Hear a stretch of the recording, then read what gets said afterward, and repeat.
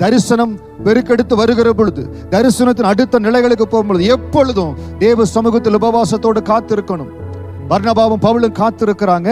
தேவன் அழைத்த ஊழியத்திற்காய் பிரித்து விடுங்கள் என்று சொன்ன பொழுது அவருடைய ஊழியம் மிக ஆசீர்வாதமாய் போக ஆரம்பித்தது. இன்றைக்கு எந்த இடத்துல கர்த்தர் உங்களை ஆசீர்வதித்து பிரித்தெடுக்கணுமோ, எந்த இடத்துல உங்களை கர்த்தர் பயன்படுத்த விரும்புகிறாரோ, தேவன் அழைத்த அழைப்பு உங்கள் மேல கன்ஃபார்ம்டா கடந்து வரணும்னா தேவ சமூகத்தில் காத்திருந்து வார்த்தையை பெற்றுக்கொள்ளுங்க.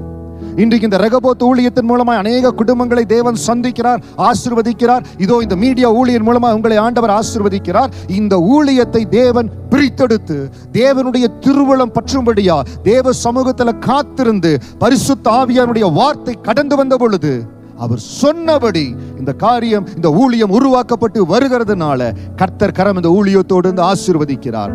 உங்களை அப்படி ஆசீர்வதிப்பார்.